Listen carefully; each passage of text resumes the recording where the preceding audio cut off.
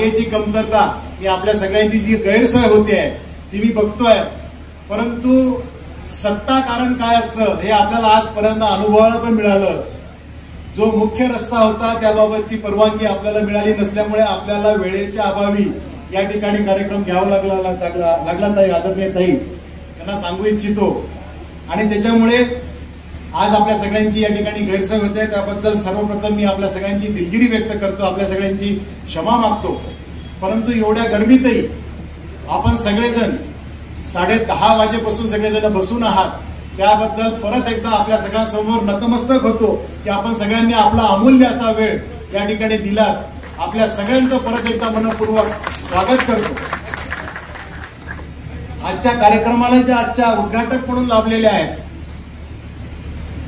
त्या आदरणीय सूर्यकांताताई या आपल्या विदर्भालाच नव्हे, मराठवाड्यालाच नव्हे तर संपूर्ण देशाला एक तडफदार महिला नेत्या म्हणून त्या ठिकाणी परिचित आहे.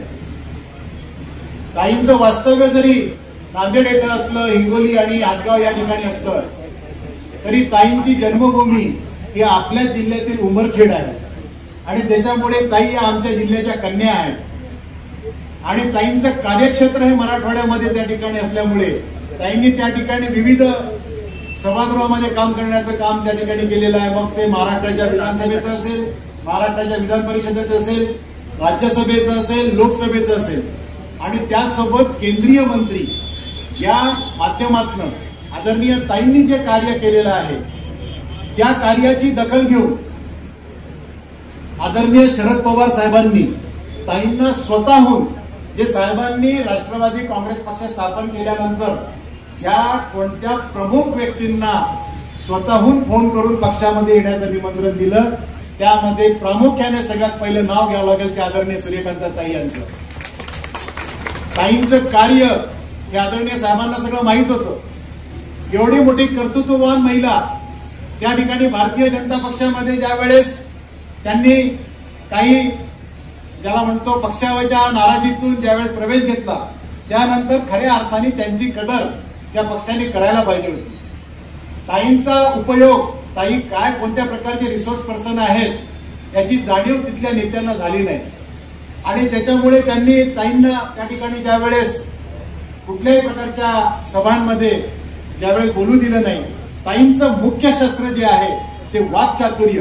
ताईंची जी आपण जर सगळ्यांनी जी वाणी आहे, ताईंचं भाषण जर आपण सगळ्यांनी ऐकलं तर आपण सगळेजण मंत्रमुग्ध होऊन जाऊ, अशा पद्धतीचं ताईंचं त्या ठिकाणी गाढा अभ्यासपूर्ण असं भाषण असतं. आणि हे असताना ज्यावेळेस आदरणीय पवार साहेबांच्या लक्षात आलं की आपल्या पक्षाची एवढी सक्षम महिला नेता त्या ठिकाणी ज्यावेळेस भारतीय जनता पक्षाच्या सोबत काम करत असताना त्यांची त्या ठिकाणी उपेक्षा होत आहे, त्यावेळेस साहेबांनी स्वतःहून ताईंना बोलवलं आणि सांगितलं की तुम्ही आता राष्ट्रवादी काँग्रेस पक्षाची धुरा हातामध्ये घ्या, मला तुमची गरज आहे.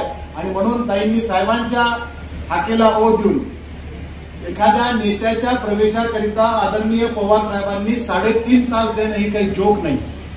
ताईंच्या प्रवेशाकरिता पवार साहेबांनी तब्बल 3.5 तासाचा कार्यक्रम मुंबईला या ठिकाणी आयोजित केलेला होता. हेच त्या ठिकाणी ताईंचं कार्य कर्तृत्व त्या ठिकाणी सिद्ध करतं. अशा आदरणीय सूर्यकांताताई या आजच्या या कार्यक्रमाला आमच्या मी माधवराव वैद्य साहेब आमचे तालुका पदाधिकारी आम्ही ज्यावेळेस गेलो आणि ताईंना विनंती केली की ताई पुसदचं तालुका कार्यालय या ठिकाणी उद्घाटित करायचं आहे आणि आपल्या शुभ हस्ते ते व्हावं अशी आमच्या सगळ्यांची इच्छा आहे. त्यावेळेस ताईंनी मोठ्या मनाने कोणत्याही प्रकारचे आडेवेडे न घेता त्यांनी सांगितलं की मी नक्की या कार्यक्रमाला येणार आणि तुमच्या कार्यक्रमामध्ये आल्यानंतर पुसदकरांशी संवाद साधायला सुद्धा मला आवडेल. ताईंनी ज्या काही जुन्या आठवणी सांगितल्या त्या आठवणीत माधवराव वैद्य साहेब तर आश्चर्य करत होते की इतक्या वर्षापूर्वी पुसदच्या जुन्या आठवणी आजही ताईंना इथे लक्षात आहेत. प्रत्येक माणसांची नावं घेऊन ताईंनी विचारलं की हे काय करतात आहे, ते काय करतात आहे. म्हणजे अशा पद्धतीचा एक ज्याला म्हणतो आपण प्रगल्भ व्यक्तिमत्व या ठिकाणी आजच्या आपल्या कार्यक्रमाला उपाध्यक्ष म्हणून लाभलं. त्याबद्दल मी आपल्या संपूर्ण पुसद तालुक्याच्या वतीने आदरणीय ताईंचं या ठिकाणी मी मनपूर्वक स्वागत करतो.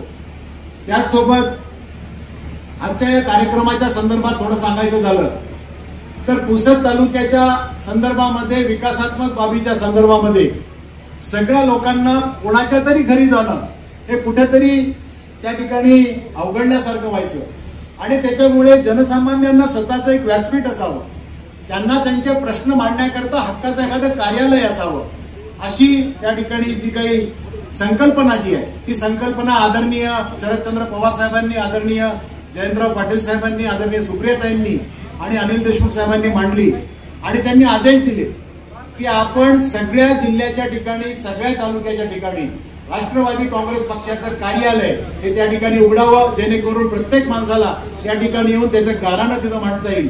आणि त्यांनी मांडलेलं गाऱ्हाणं हे तुम्ही त्या ठिकाणी निवेदन ज्या वेळेस पक्षाच्या कार्यालयामध्ये येईल त्यावेळेस ते निवेदन संबंधित विभागाकडे नेऊन देणं, त्याचा पाठपुरावा करणं ही तुम्हा पदाधिकाऱ्यांची जबाबदारी आहे. अशा पद्धतीचं त्या ठिकाणी ज्या वेळेस आदेश झाला त्या आदेशाला अनुसरून मकसूदभाई शेख आपल्या युवक काँग्रेसचे यवतमाळ जिल्ह्याचे कार्याध्यक्ष त्यांचं इथं आगमन झालेल्या नवाजबाईंना विनंती करतो की त्यांनी सुद्धा मकसूदबाईंचं या ठिकाणी पुष्पगुच्छ देऊन आणि शाल देऊन त्या ठिकाणी स्वागत करावं. या कार्यालयाचा आज आपण शुभारंभ ज्यावेळेस करतो तेव्हा ताई आम्ही एक थोडासा दुग्ध शर्करा योग या ठिकाणी आम्ही साधलेला आहे. आमच्या पुसद शहरामध्ये नामांकित काही मंडळी आहे जी समाजसेवेचं काम कुठल्याही प्रकारचा स्वार्थ, कुठल्याही प्रकारची अपेक्षा न करता या ठिकाणी जे करतं, त्या समाजसेवी मंडळींना, त्या प्रतिष्ठित मंडळींना या ठिकाणी आपल्या हस्ते सन्मानित करणं या निमित्ताने आज आम्ही आता कार्यक्रमाचा योग पण आम्ही आणलेला आहे. त्याच्यामुळे आज त्या सगळ्या समाजातील धुरीणांचं, ज्यांनी समाजातील गोरगरीब जनतेच्यासाठी, समाजातील गरजूंसाठी निस्वार्थपणे सेवा दिलेली आहे, त्या सगळ्यांचं या ठिकाणी आजचा सत्कार आपण या ठिकाणी करणार आहोत. आणि जास्त वेळ मी घेणार नाही, फक्त थोडक्यातच सांगू इच्छितो ताई, 70 वर्षाची सत्ता या पुसदला असल्यामुळे आणि आज 13 तारीख आहे, त्यांचे 3-13 वाजवण्याकरता आम्ही तुम्हाला या ठिकाणी बोलवलेलं आहे. आणि म्हणून ही सत्ता उलटून जर पाडायची असेल तर तुमच्या नेतृत्वाखाली आम्हा सगळ्यांना या ठिकाणी काम करायचं आहे. आणि हे काम करत असताना आपली ताकद आमच्या पाठीशी राहील याची निश्चितपणे खात्री आहे.